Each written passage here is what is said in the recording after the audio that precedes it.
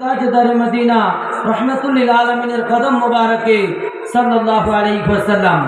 মুআজ্জাজ মুকাররম, আপনারা যারা আজকে কাদেরিয়া চিশতিয়া দরবার শরীফে এসেছেন, আপনাদের সম্মুখে কোরআনুল কারীমের সূরা ইউনূসের 62 নম্বর আয়াতে কারিমা তেলাওয়াত করেছি।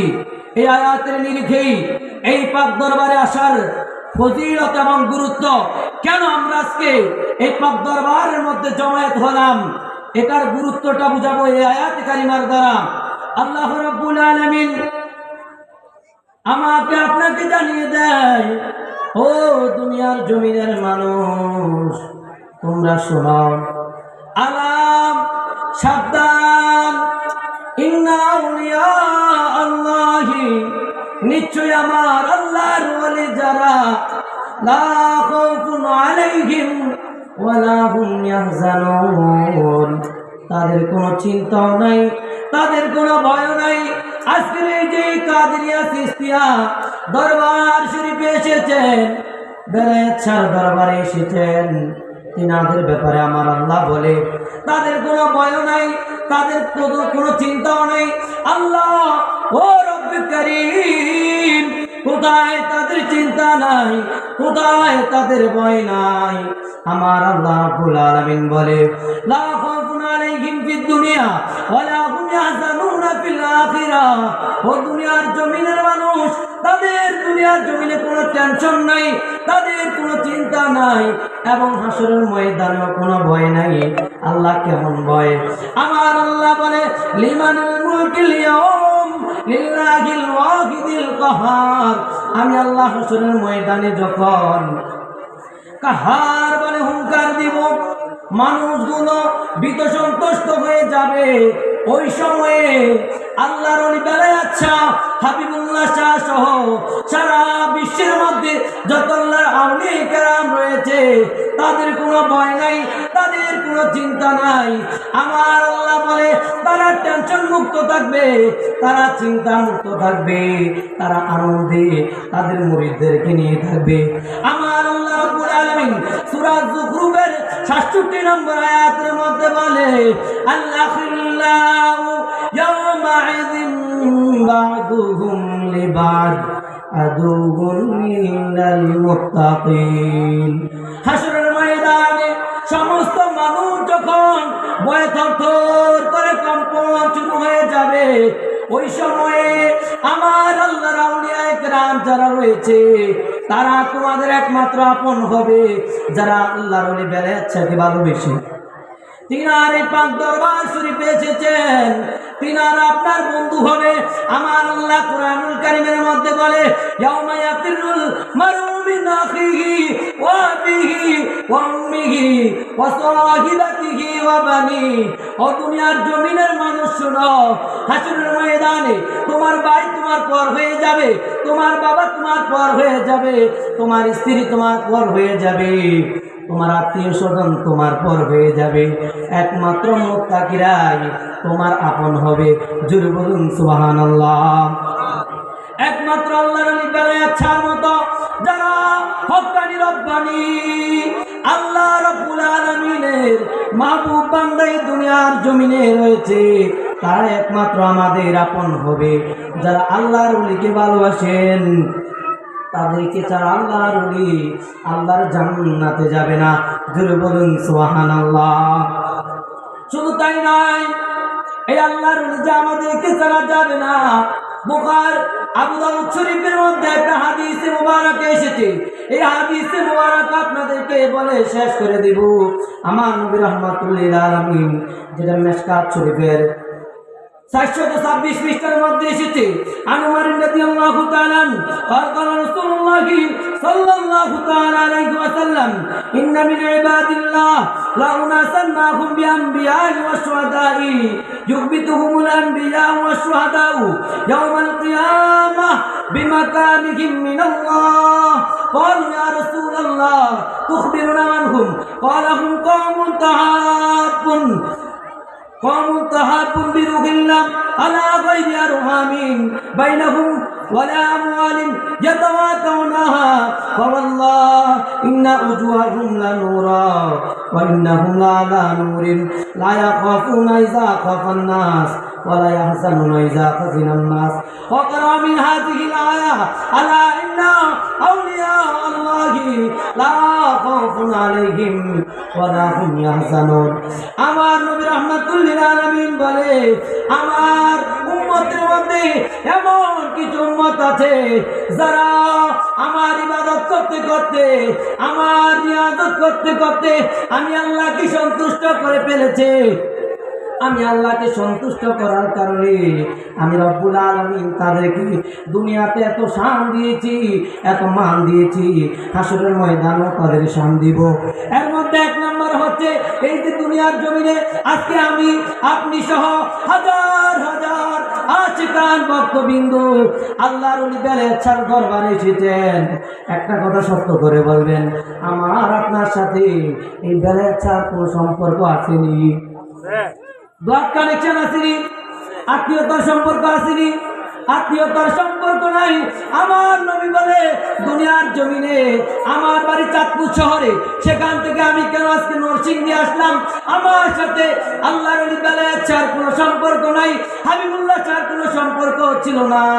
আমাকে আপনাকে সম্পর্ক করে দিয়েছে।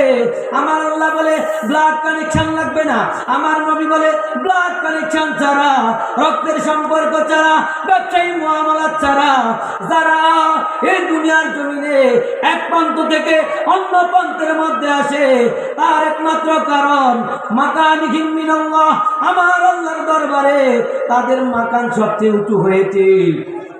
আমার আল্লাহ সেই জন্য আমাকে আপনাকে বেলেচ্ছার পাগল বানিয়ে কাদিরিয়া চিশতিয়া দরবারে এনেছে। জোরে বলুন সুবহানাল্লাহ। তারপর আমার আল্লাহ বলতে, আমার নবী বলতেছেন তারা কেন আসে? ব্যবসায়ী সম্পর্ক নাই, রক্তের কোনো সম্পর্ক নাই। তাদের ব্যাপারে আমার নবী বলে হাসরের ময়দানে যখন তাদের চেহারাগুলো নূর উজ্জ্বল করে দিবে আমার আল্লাহ, আপনারা এভাবে বসে থাকবেন, আমিও বসে থাকবো। সমস্ত নবীদের সামনে যখন আল্লাহর ওলি বেলায়েত শাহ হাবিবুল্লাহ শাহ সহ সারা বিশ্বের মধ্যে যত আল্লাহর আউলিয়া কেরাম রয়েছে, হুজুর গাউসে পাক আব্দুল কাদের জিলানী সহ খাজা মাইনুদ্দিন চিশতি সহ তাদের চেহারা যখন আমার আল্লাহ নূর উজ্জ্বল করে দিবে, তখন নবীগণ নিঃসন্দিত হয়ে যাবে, শহীদগণ নিঃসন্দিত হয়ে বলবে আল্লাহ তারা তো নবীও নয়, তারা তো শহীদও নয়, তাদের এত মাকান এত মর্যাদা কেন? আমার আল্লাহ বলে তাদের একমাত্র মর্যাদা হওয়ার কারণ হচ্ছে তারা মুআমালাত করেছে আমি আল্লাহর সাথে। জোরে বলুন সুবহানাল্লাহ। তারপর আমার নবী বলে তারা আল্লাহকে সন্তুষ্ট করেছে, এই জন্য আমি আল্লাহ তাদের চেহারাকে হাসরের ময়দানে নূর উজ্জ্বল করে দিব। ওই আল্লাহর ওলির ব্যাপারে আমার নবী বলে সমস্ত মানুষগুলো যখন হাসরের ময়দানে চিন্তিত হয়ে যাবে, পাগল পারা হয়ে যাবে, দিওয়ানা হয়ে যাবে, ওই সময়ে আল্লাহর ওলির কোনো ভয় থাকবে না, আল্লাহর ওলির কোনো টেনশন থাকবে না, আল্লাহর ওলির কোনো চিন্তা থাকবে না। আমার নবী আরো বলে ওয়ালা ইয়াহজানুনা ইযা ফাজিনান নাস, যখন দুনিয়ার মানুষগুলো ভীত সন্তুষ্ট হয়ে যাবে, ওই সময়ে আল্লাহর ওলি হেসে হেসে তার ভক্ত মুরিদগণ কেড়ে নিয়ে আমার আল্লাহর জান্নাতের দিকে হাঁটবে। জোরে বলুন সুবহানাল্লাহ। তারপর আমার নবী বলে এই আয়াতটি কারিমা তেলাওয়াত করেছে, আলা ইন্না আউলিয়া আল্লাহি লা খাউফুন আলাইহিম ওয়া লা হুম ইয়াহজানুন। সাবধান, তাদের ব্যাপারে মন্দ বলো না, তাদের বিরোধিতা করতে যাও না। ছোট্ট একটা ঘটনা বলবো। কাদিরিয়া দরবার যেহেতু, চিশতিয়া দরবার যেহেতু, হুজুর গাউসুল আজম আব্দুল কাদের জিলানী যখন বাগদাদের নিজামিয়া মাদ্রাসার ছাত্র, ওই সময়ে হুজুর গাউসুল আজম আব্দুল্লাহ তামিমি ইবনে সাকা তিনজন মেধাবী স্টুডেন্ট ছিল, তারা আল্লাহর ওলি। তার ওই শহরের মধ্যে একজন আল্লাহওয়ালা ছিল, তার নাম হচ্ছে গৌস। আজকের এই পোস্টারের মধ্যে দেখলাম গৌসে পাক, অর্থাৎ যিনি সর্বোত্তম সাহায্যকারী, যিনি সর্বোত্তম সাহায্যকারী গৌসুল আজম। ওই গৌসুল জিলানীর কিতাবের মধ্যে বলে আমরা তিনজন ছিলাম, একজন আব্দুল্লাহ তামিমি, একজন ইবনে সাকা, আর আমি হুজুর গাউসুল আজম। এই তিনজন মিলে আল্লাহর ওলির দরবারে যাই। সেখানে আল্লাহর ওলির পরীক্ষা করার জন্য আব্দুল্লাহ তামিমি ডাক দিয়ে বলে, আমি ওই গৌসের দরবারে, ওই আল্লাহর ওলির দরবারে যাইব আল্লাহর ওলিকে পরীক্ষা করার জন্য। আমি তাকে এমন একটা প্রশ্ন করব যে প্রশ্নের জবাব সে দিতে পারবে না। আর একটা ইবনে সাকা বলে, আমি কঠিন প্রশ্ন করব, প্রশ্নের জবাব দিতে পারবে না। আব্দুল্লাহ তামিমি বলে, আমি তাকে পরীক্ষা করার জন্য একটা প্রশ্ন করব। আর হুজুর গাউসুল আজম বলে, আমি আদবের সহিত বিনয় এবং নম্রতার জ্ঞান হাসিল করেছি, আমি নম্রতা দেখি পুয়ুতা হাসিল করব।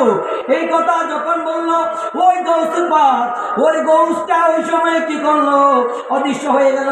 আবার এসে বলে, ইবনে সাকা, আব্দুল্লাহ তামিমি, তোমাদের উদ্দেশ্য হচ্ছে আমাকে পরীক্ষা করবা, আমার অন্তরে কি রয়েছে আমার জ্ঞান পরীক্ষা করবা, আমার বেলায়েতি শক্তি পরীক্ষা করবা। আজকে আমি তোমাদেরকে জানিয়ে দেই, আব্দুল্লাহ তামিমি, তুমি দুনিয়ার লোক নিয়ে পাগল হয়ে যাবা। ইবনে সাকা, তুমি ইমান বিধ্বংসী হয়ে তুমি কাফের হয়ে যাইবা। আর হুজুর গাউসুল আজম আব্দুল কাদের জিলানী চেহারা দিকে তাকাইয়া বলে, অচিরই তুমি বাগদাদ শহরের মধ্যে ওয়াজের মঞ্চে উঠে লক্ষ লক্ষ জনতা নিয়া তুমি ওয়াজ মাহফিল করবা, তোমার শান শৌকত আল্লাহর দরবারে বৃদ্ধি হয়ে যাবে। সেই জন্য বলি, ওই এক সময় প্রমাণ হয়ে গেল, ইবনে সাকা একজন খ্রিস্টান, ওই কন্যাকে বিবাহ করার জন্য সে মুসলমান ধর্ম ত্যাগ করে খ্রিস্টান হয়ে গিয়েছিল।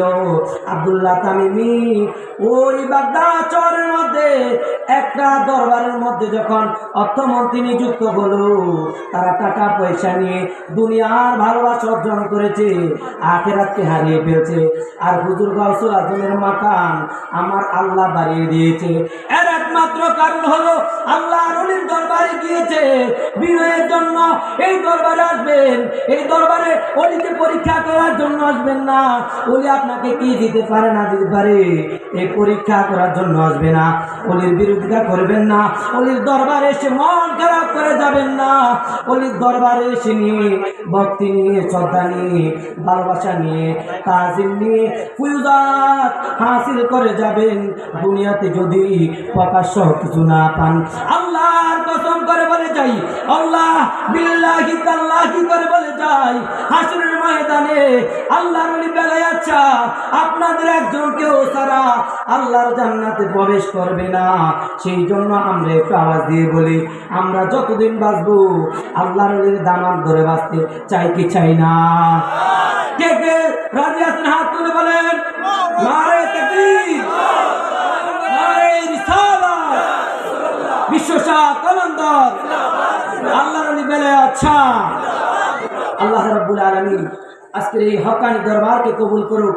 আমরা যাতে আল্লাহর ওলিদের দামান ধরে দুনিয়াতে কল্যাণ এবং হাসরের ময়দানে আল্লাহ রাব্বুল আলামিনের আযাব এবং গজব থেকে মুক্তি পেয়ে নাজাত পেয়ে আল্লাহর ওলিদের সাথে এইভাবে জান্নাতের মধ্যে একত্রে বসতে পারি। সকলে বলুন আমিন, আর জোরে বলুন আমিন। ওয়া আখির দাওয়ানা আলহামদুলিল্লাহি রাব্বিল আলামিন।